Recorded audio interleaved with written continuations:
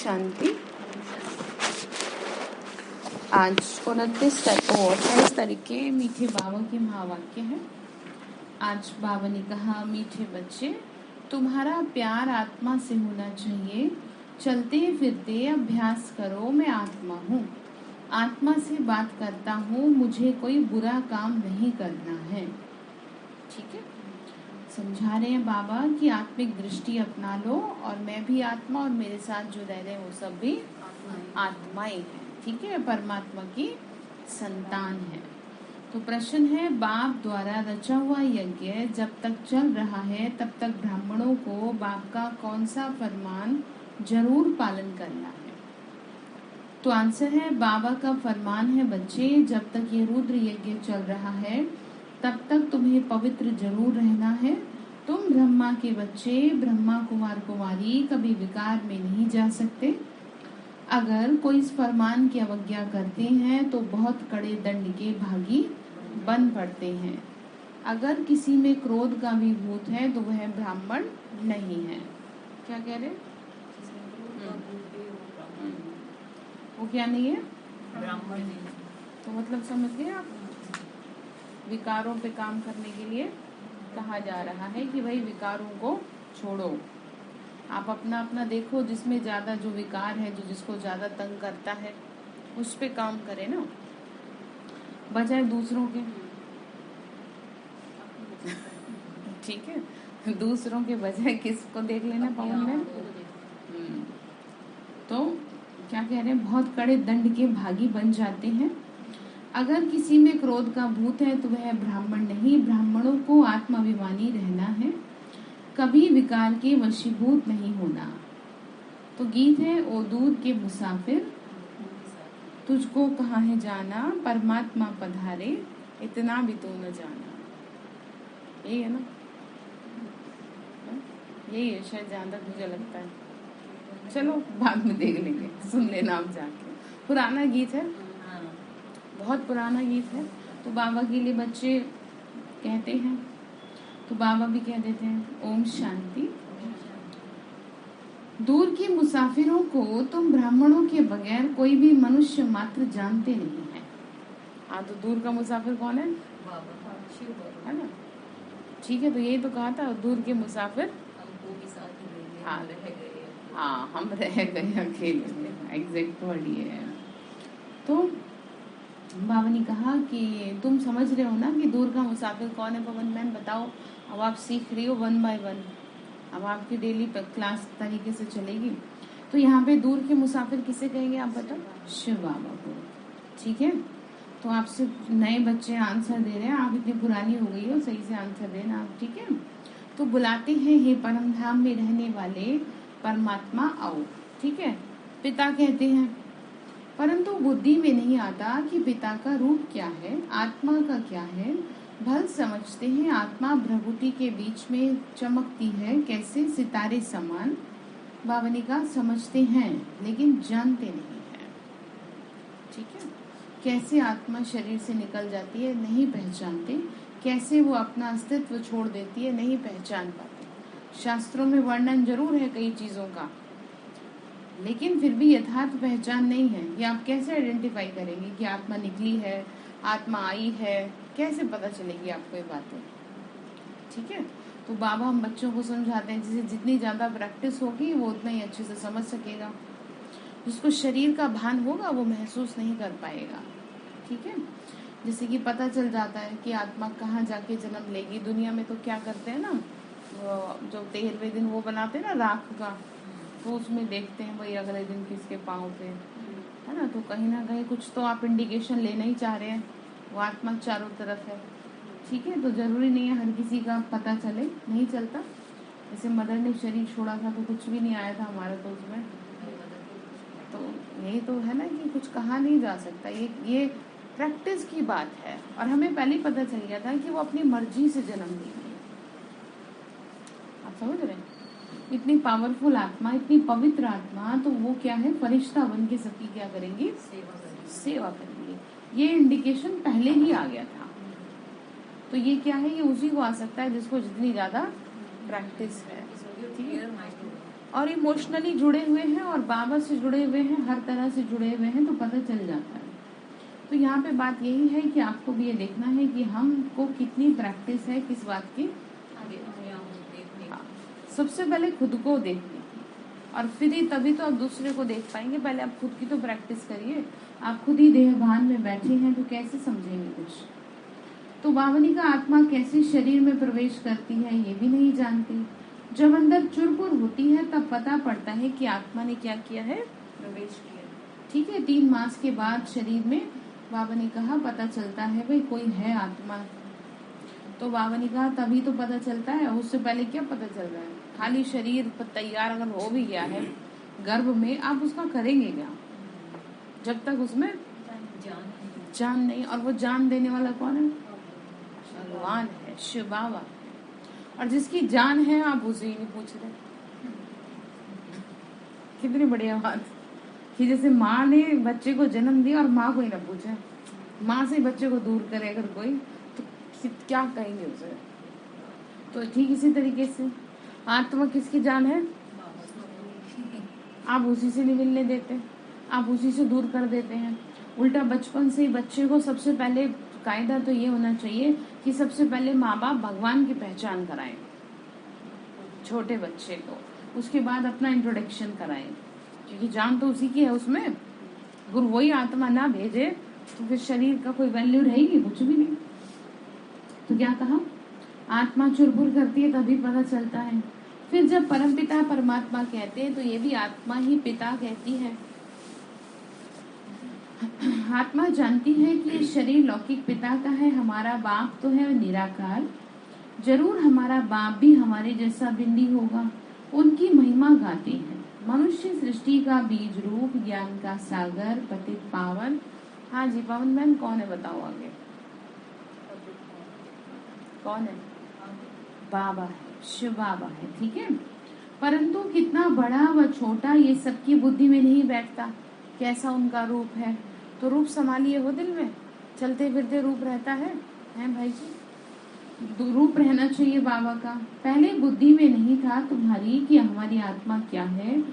बाबा ने कहा भल परमात्मा को याद करते थे कि हे परमपिता परमात्मा, परंतु जानते तो कुछ भी नहीं, तब भी कुछ नहीं थे। अभी आके बाबा ने क्या कहा, मैंने सब कुछ बताया है। बाबा तो निराकार है, वह पतित पावन कैसे ठहरा। ठीक है, बाबा कह रहे हैं कि कैसे ठहरा पतित पावन, कैसे, समझाने से तो समझ में आएगा, अदरवाइज कैसे समझ में आएगा। कहते हैं क्या जादू लगाते हैं, पतितों को पावन बनाने जरूर यहाँ आना पड़ता है। जैसे हमारी आत्मा भी शरीर में रहती है वैसे बाबा भी निराकार है, तो उनको भी शरीर तो लेना पड़ता है।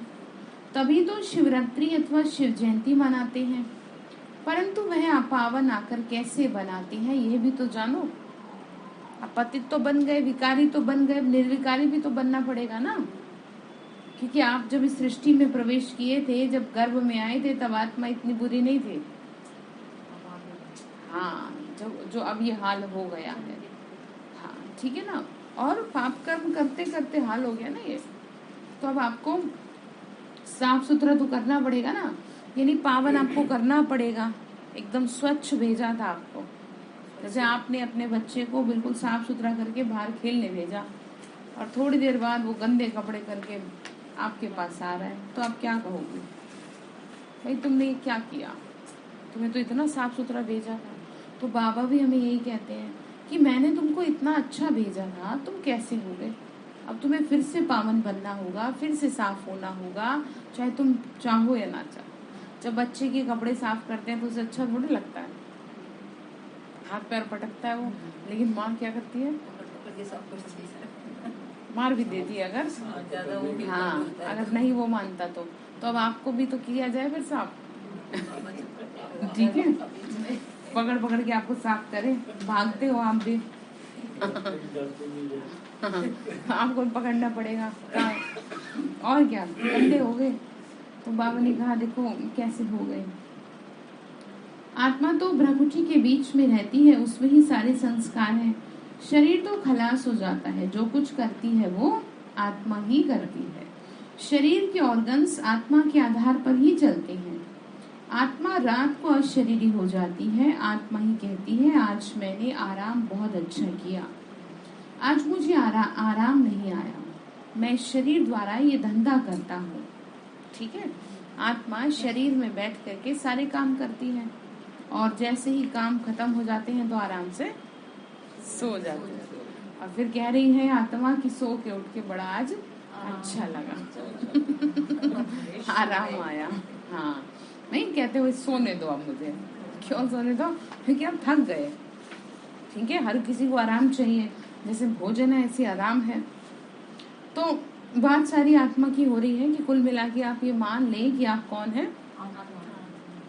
आपका आत्मा के बिना कोई रोल नहीं है शरीर का, चाहे किसी की कितना ही खूबसूरत काया क्यों ना पड़ी हो, जल के राख हो जानी है।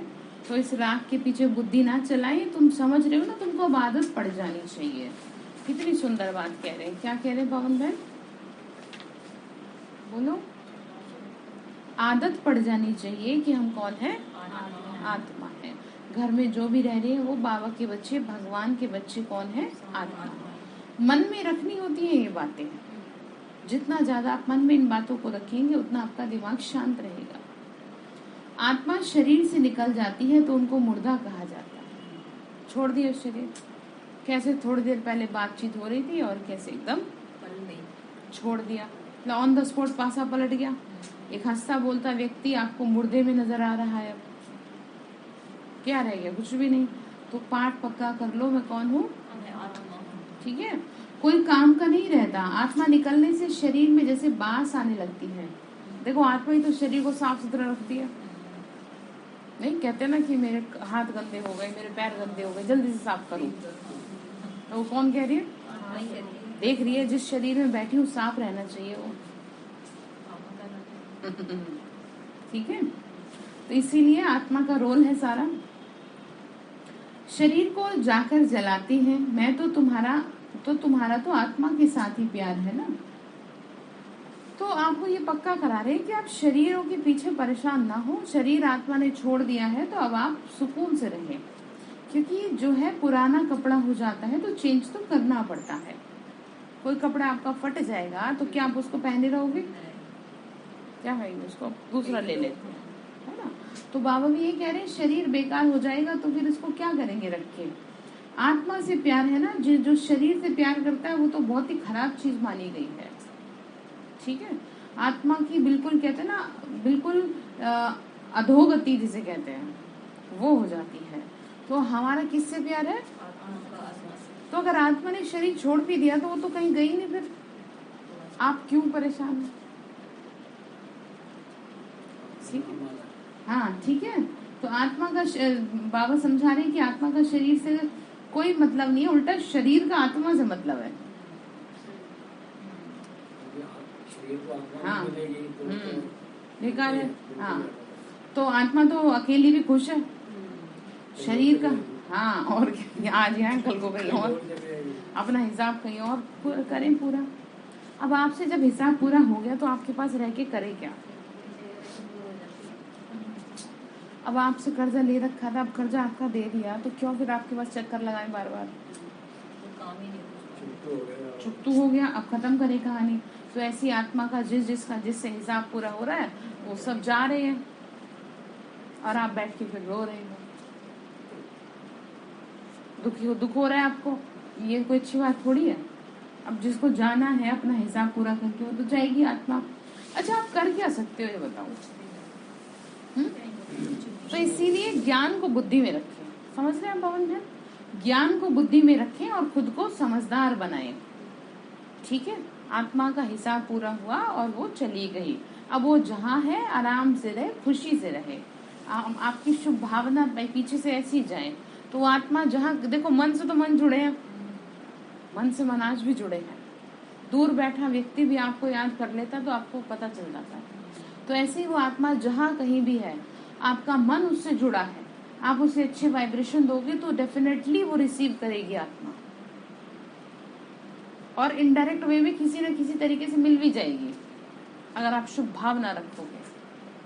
जैसे रिश्तेदारी में, नातेदारी में किसी के घर में जन्म हुआ तो उस आत्मा का जरूर आपसे प्यार होगा, अट्रैक्शन होगा। इसका एक मोटा सा उदाहरण आपको बताती हूँ कि सेंटर पर किसी न किसी के माध्यम से आई है, लेकिन वो खींच रही है उसको। क्यों प्यार हो रहा है इसे बताओ? कुछ तो है कि जो अपने माँ बाप को छोड़ के वो किसी अनजान के पास जा रही है। हालांकि बाबा के बच्चों से एक अट्रैक्शन अलग होता ही है, लेकिन इतना ज्यादा किसी का नहीं देखा कि जो बच्चा अपनी माँ को भी छोड़ दे। तो वो ऐसे नहीं है, वो ऐसे नहीं है, वो पीछे का है हिसाब। 5-6 साल का बच्चा मेरे पीछे पड़ गया और मैं उतरने को तैयार, रोने लगा अपनी माँ पे बाप पे, कोई किसी पे नहीं आता है। तो आप ऐसे छोड़ समझ ले, मैं कि आ रही हूँ बाबू, मैं अभी पानी लेके, ऐसे छोड़ के। तो इसलिए उस आत्मा को क्या न दे, कष्ट न दे, है ना। बद्दुआ तो खैर क्या देंगे, पर कष्ट तो दे ही रहे हैं। आप दुखी हो रहे हैं तो कष्ट हो रहा है, तो वो किसी न किसी रूप में आपसे मिलेगी। तो तभी जब आप सही तरीके से रहेंगे, चाहे बच्चे के रूप में ही मिलेगी, अब बूढ़े के रूप में तो क्या मिलेगी, जन्म तो बच्चे के रूप में ही लिया जाएगा ना। तो ठीक है, समझ में आ गई बात। तो आत्माभिमानी बनना है, मेहनत सारी इसमें ही है। मुझ आत्मा को इन ऑर्गन्स द्वारा कोई भी बुरा काम नहीं करना चाहिए, नहीं तो सजा खानी पड़ेगी। भोगना भी तब भोगी जाती है जब आत्मा को शरीर है। आ गई वही बात। बगैर शरीर आत्मा दुख भोग न सकी। तो पहले आत्माभिमानी फिर परमात्माभिमानी बनना है। परमात्मा मिला, मैं किसकी संतान हूँ? परमात्मा की। कहते भी हैं कि परमात्मा ने हमको पैदा किया है, वह रचयिता है, परंतु वह रचता कैसे है ये नहीं समझते, स्थापना कैसे करते हैं ये नहीं समझते। बावनी का समझनी चाहिए, देखो युक्ति से समझाना चाहिए। पुरानी दुनिया में कैसे रहते हैं देवी देवता बनने वाली आत्माएं, उन्होंने तो प्रलय दिखा दी। कहते हैं पीपल के पत्ते पर एक बालक आया, फिर बालकी तो दिखाते नहीं। तो वो बालक कौन था? ठीक है, पीपल का पत्ता हमारे भारत के नक्शे का प्रतीक है, ठीक है, यानी भारत में ही श्री कृष्ण का जन्म होगा। इस बात का मतलब ये है। इसको कहा जाता है अज्ञान। बाबा ने कहा जो दुनिया में दिखाते हैं। कहते हैं भगवान ने शास्त्र बनाए, व्यास भगवान तो हो न सके। व्यास मनुष्य थे और मनुष्यों की सारी बात सही हो ये जरूरी तो नहीं, ठीक है ना। तो बाबा ने कहा वो भगवान तो नहीं है, तो भगवान शास्त्र बैठ लिखते हैं क्या? उनके लिए तो गाया हुआ है, वो सब शास्त्रों का सार समझाते हैं। बाकी वेद शास्त्रों से पढ़ने से कोई का कल्याण नहीं हो सकता। अब इतनी दुनिया पढ़ रही है, मुझे बताओ किसका भला हुआ है? बस ये है कि चलो ठीक है, आप अपना टाइम खराब जगह को छोड़ के सही जगह लगा रहे हो, प्राप्ति तो कुछ नहीं हुई। नहीं तो इतने पंडित, इतने महापुरुष हैं, इतना पढ़ते हैं, ये तो कुछ तो इनका भला हो ही जाए, और खुद का ही नहीं होता। हाँ, खुद का ही जीवन सही नहीं रहता, पवित्रता में फेल हो जाते हैं, तो कहाँ गया फिर शास्त्र? कितनी बुरी बात है ये। सिर्फ पोथी पढ़ पढ़ जग भया, पंडित भया न कोई। 2.5 अक्षर प्रेम के पढ़े सो पंडित होए। तो भगवान के प्रति प्रेम करना जिसने सीख लिया वो सबसे बड़ा पंडित है, वो सबसे बड़ा विद्वान है। फिर चाहे उससे एक ए पे अनार आता हो या ना आता हो, डजंट मैटर, ठीक है। कहते ना मुझे तो ए पे अनार भी नहीं आता दीदी, मैं तो का खा गा भी नहीं जानती। मैंने कहा प्यार करना तो जानती हो ना प्रभु से, बस हो गया आपका पार, ठीक है।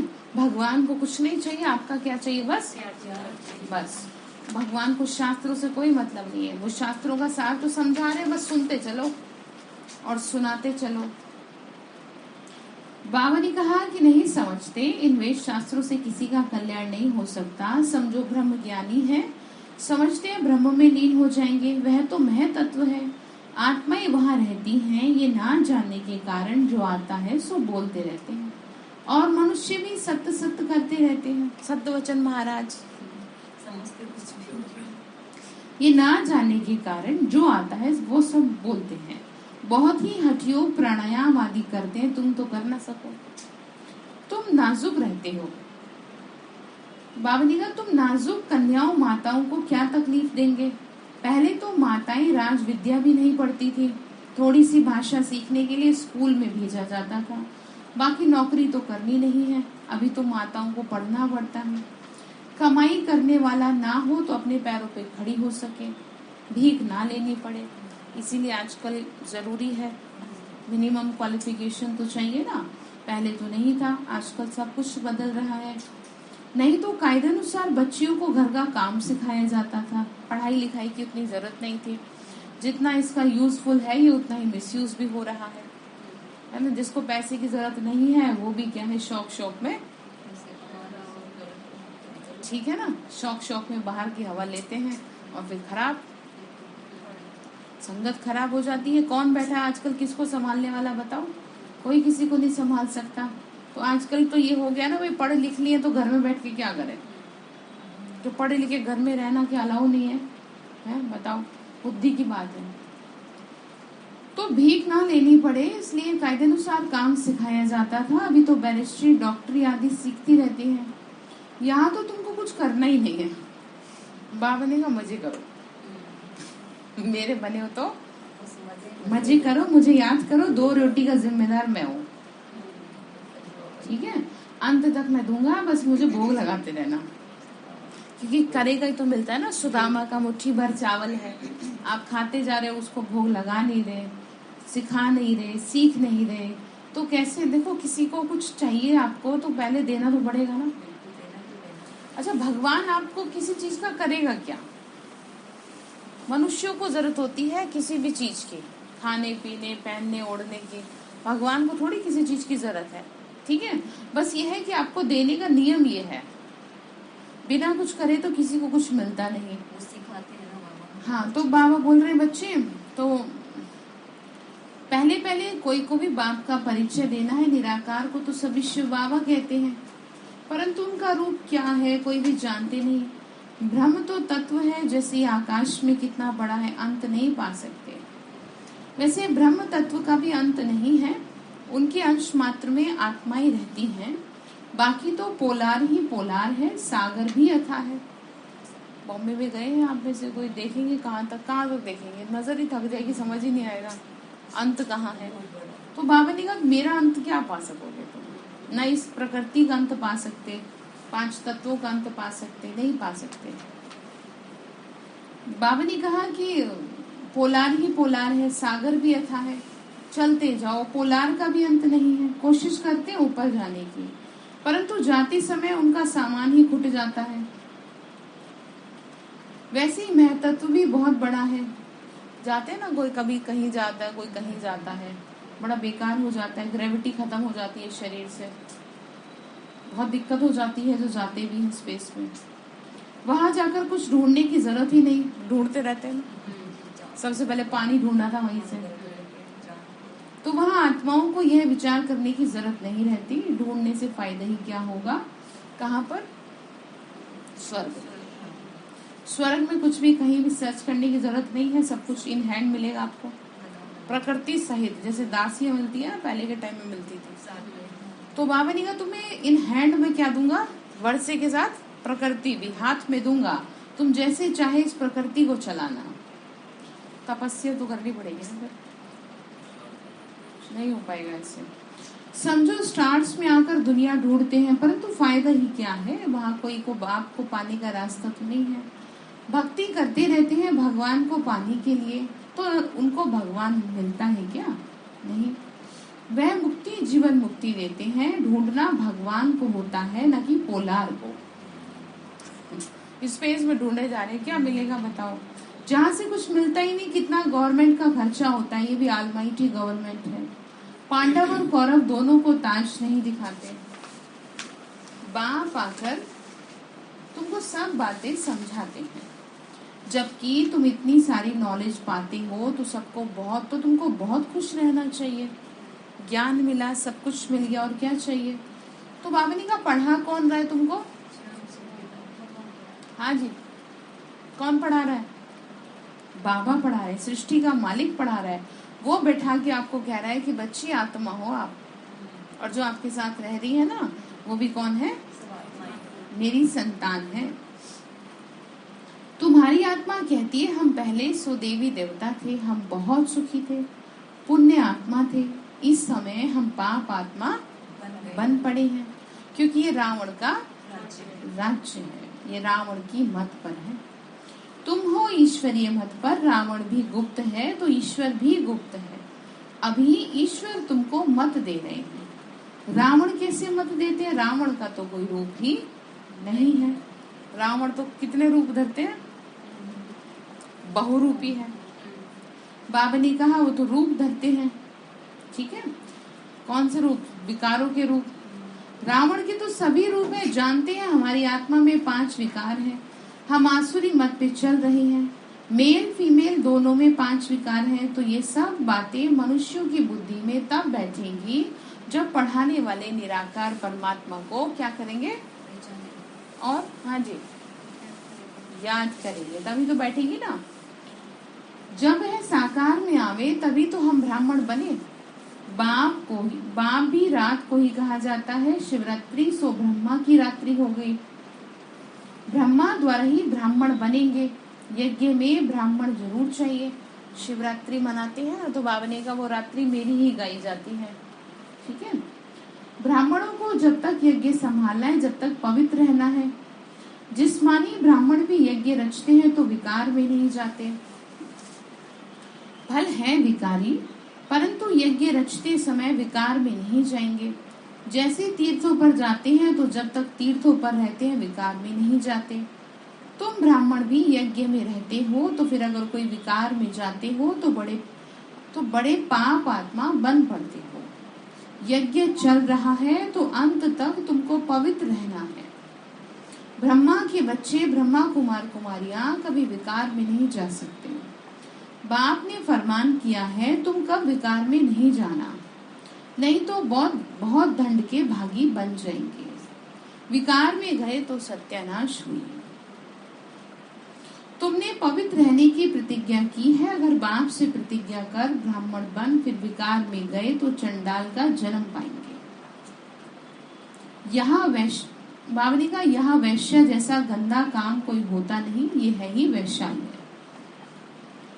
दोनों एक दो को विष पिलाते हैं। बाबा कहते हैं माया भल कितने भी संकल्प लावे परंतु नगन नहीं होना। कई तो जबरदस्ती भी नगन करते हैं। बच्चियों को ताकत कम रहती है, पवित्रता के साथ चलन भी बहुत अच्छी चाहिए। चलन खराब है तो वो किसी काम के नहीं है। लौकिक माँ बाप में विकार है तो बच्चे भी माँ बाप से ही सीखते हैं। तुमको पारलौकिक बाप तो यह शिक्षा नहीं देते। बाप तो कहते हैं बच्चे आत्माभिमानी बनो, ठीक है। बाबा हम बच्चों को शिक्षा देते आत्मिक अभिमानी की। शरीर के भान से ऊपर उठ जाओ, शरीर नाश कर देगा। कभी क्रोध नहीं करना, उस समय तुम ब्राह्मण नहीं चंडाल हो। कह देते ना वैसे तो ये ज्ञान में चलती है, वैसे ही ऐसे कर रही है। तो आपको समझ लेना चाहिए जिस समय कोई क्रोध कर रहा है उस समय वो क्या नहीं है, ब्राह्मण नहीं। तो बाबा का क्या करते हैं फिर, नाम बदनाम करते हैं। कहते हैं ना वैसे तो ये बाबा की बच्ची है, वैसे तो ये ओम शांति में जाती है और वैसे ही क्या कर रही है। हाँ, तो बाबा ने कहा ऐसे काम ठीक है नहीं करेंगे। बाबा बच्चों को समझाते हैं तो उस समय वो ब्राह्मण नहीं है, चंडाल है। क्योंकि क्रोध का भूत है, भूत मनुष्य को दुख देता है। बाबा कहते हैं ब्राह्मण बनकर कोई शैतानी काम नहीं करना। विकार में जाने से यज्ञ को तुम अपवित्र बनाते हो, इसमें बड़ी खबरदारी रखनी है। ब्राह्मण बनना कोई मासी का घर नहीं है। यज्ञ में कोई गंध नहीं करना। 5 विकारों में से कोई भी विकार ना हो। ऐसे नहीं क्रोध किया तो हर्जा नहीं। बाबा ने कहा हर चीज पे पूरा ध्यान देना है। ये भूत आया तो तुम ब्राह्मण नहीं हो। कोई कहे ये तो मंजिल बहुत ऊंची है, नहीं चल सकते तो जाकर गंदे बनो। इस ज्ञान में तो सदा पवित्र हर्षित रहना पड़े। पतित पावन बाप का बच्चा बनकर बाप को मदद देनी है। कोई भी विकार नहीं होना चाहिए। कोई तो आते ही फट से विकारों को छोड़ देते हैं। देखो बाबा ने साफ स्पष्ट कर दिया कि ऐसा है, तुम मानो तो अच्छी बात है और नहीं तो जबरदस्ती किसी से नहीं है, ठीक है। भगवान के बच्चे बन के अब ऐसे गलत काम नहीं करना। इसीलिए कहा जाता है प्राण जाए पर वचन न जाए। मैं आत्मा शरीर छोड़ दूं, भगवान से पहले बुकिंग करके रखो, क्योंकि बाहर का वातावरण इतना खराब है, ठीक है, किसी भी विकार के वशीभूत मैं ना हूँ बाबा, मेरे से कोई भी पाप हो, कोई भी गलती हो, उससे पहले मेरी आत्मा शरीर छोड़ दे। ठीक है, इस तरह आप कहेंगे तो बाबा आपको बचा लेंगे, क्योंकि वो देखो मरने तो आपको देगा नहीं, लेकिन अंत तक आपकी लालसा तो देखेगा। आपका जरा सा भी अंश हुआ ना किसी विकार का तो आपको नहीं बचाएगा। आपको पूरा डेडिकेशन चाहिए अंदर से, जैसे भी है भगवान के आगे समर्पित करें खुद को कि बाबा बहुत परेशान हूँ मैं इस चीज से, आप मुझे क्या करें, है जी, इससे निकलने का रास्ता मुझे बचाएं, मेरे से ये पाप हो रहा है, मुझे बचाएं, तो आपको बाबा बचाएंगे। ठीक है, बहुत सख्ताई से मुरली चलाई है, कोई तो आते ही फट से विकारों को छोड़ देते हैं, तो समझना चाहिए हम रुद्र ज्ञान यज्ञ का ब्राह्मण हैं, हमारे में ऐसा कोई काम नहीं होना चाहिए, हमारे से मतलब हमसे कोई क्या नहीं होना चाहिए। क्रोध करना भी विकार है, कोई अच्छी चीज नहीं है, ये सेकंड नंबर पे रखा है बाबा ने इसको, तो सेकंड नंबर भी कोई कम नहीं होता। पवित्रता, काम, क्रोध, लोभ, मोह, अहंकार, ये जैसे बोले गए हैं ना ऐसे ही सीक्वेंस में है इनकी, उसी हिसाब से, हाँ उसी हिसाब से सबसे टॉप पे जो है, जिसको इस विकार से दिक्कत हुई वो क्या करेगा, वो हर चीज में गिरेगा। ठीक है, अच्छा बाबा देखो इतना चलाते हैं मुरलियां, पवित्रता पे इतना चलाते हैं मुरलियां, बाबा को क्या जरूरत है फिर, तो कुछ तो है ही ना खतरनाक जो बुद्धि को नष्ट कर देगा, तो इसीलिए सर माथे रखना चाहिए। बाबा ने कहा ऐसा गलत काम नहीं करना जो दिल खाती रहे, दिल रूपी दर्पण में देखना कि हम लायक हैं, भारत को पवित्र बनाने की हम निमित्त हैं, तो योग में भी जरूर रहना है। सन्यासी लोग सिर्फ पवित्र बनते हैं, बाप को तो जानते ही नहीं है और उसमें भी गिर गए हैं। अब तो कोई रहा ही नहीं ऐसा कि जिसके लिए कहा जाए कि भाई ये हैं साफ सुथरे, इसीलिए बाबा हमको इतनी सख्ताई से पवित्रता का पालन कराते हैं और घर में रह के कराते हैं, गृहस्थियों को करा रहे हैं। कितनी वंडरफुल बात ये कि आप जा नहीं सकते, रहना भी वही है, हठ योग आदि करते रहते हैं, पाते तो कुछ भी नहीं है। तुम जानते हो अभी बाबा आए हैं शांति धाम में ले जाने के लिए, हम आत्माएं वहां की निवासी हैं, हम सुख धाम में थे, अब क्या है, अब दुख धाम में है। अभी है संगम, ये सिमरन चलता रहे तो सदा मुस्कुराते रहे। ये देखो जैसे अंगना बच्चा बेंगलोर का सदैव मुस्कुराता रहता है, बाबा कहने से खुशी में भरपूर हो जाते हैं। इनको खुशी है कि हम बाबा के, ठीक है, तो जो भी मिले उनको ज्ञान देते रहो। हाँ कोई हंसी भी उड़ाएंगे, कोई नई बात नहीं है, हंसी उड़ाने वाले बहुत है। कोई भी नहीं जानते कि भगवान आके पढ़ाते हैं, कृष्ण तो कभी आकर पढ़ाते नहीं, और कृष्ण आएंगे ऐसे में, छोटा मोटा कोई साधु महात्मा के लिए कितनी तैयारी करनी पड़ती है, तो कृष्ण तो दूर की बात। ठीक है, तो समझ में आई बात। तो कुल मिला के आज क्या बात कही गई है,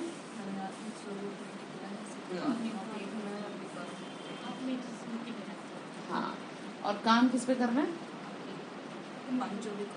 हाँ, पांचों विकारों में देख लेना कौन सा सबसे जास्ती है जो आपको ज्यादा तंग कर रहा है। अच्छा, मीठे मीठे सिक्की लदे बच्चों प्रति माता पिता बाप दादा का याद प्यार और गुड मॉर्निंग। रूहानी बाप की रूहानी बच्चों को नमस्ते। हम रूहानी बच्चों की रूहानी माता पिता बाप दादा को नमस्ते नमस्ते बाबा नमस्ते। शुक्रिया बाबा, शुक्रिया। धारणा के लिए मुख्य सार है, रुद्र ज्ञान यज्ञ का ब्राह्मण बनकर ऐसा कोई काम नहीं करना जो दिल को खाता रहे, कोई भी भूत के वशीभूत नहीं होना।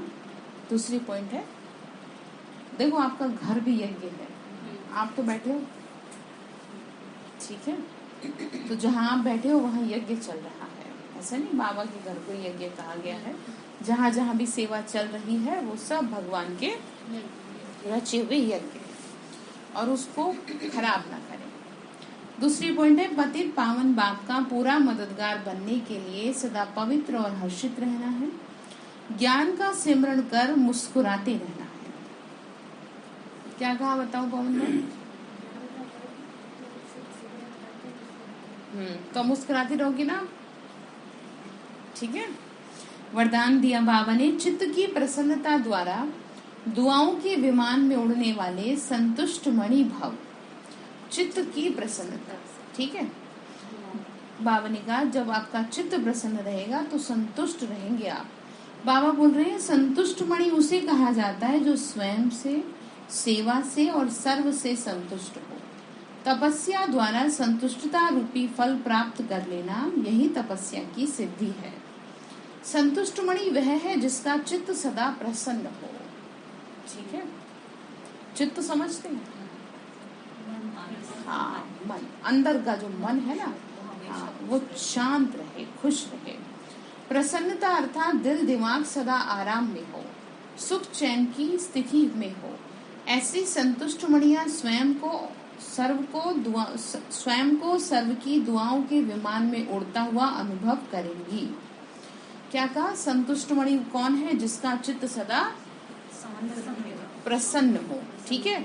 और जो प्रसन्न रहता है वो क्या करता है? सर्व की दुआओं की वजह से उड़ता रहता है, ठीक है। तो कैसा रहना? प्रसन्न रहना है, ठीक है। संतुष्ट मणि बन के रहना है, अपने चित्त को शांत रखना है, प्रसन्न रखना है। स्लोगन है सच्चे दिल से दाता विधाता वरदाता को राजी करने वाले ही रूहानी मौज में रहते हैं, ठीक है। सच्चे दिल से दाता वही है, विधाता भी और वरदाता भी, उसको ही क्या करना है? राजी। जो उसको राजी करेगा वो हमेशा मौज में रहेगा। हाँ, ठीक है। तो आज के लिए होमवर्क क्या है? आपको 5 विकारों में से ये देख लेना है कि कौन सा विकार मेरे अंदर सबसे ज्यादा तंग कर रखा है मुझे, और उस पर काम करना है, ध्यान देना है, ठीक है। ओम शांति।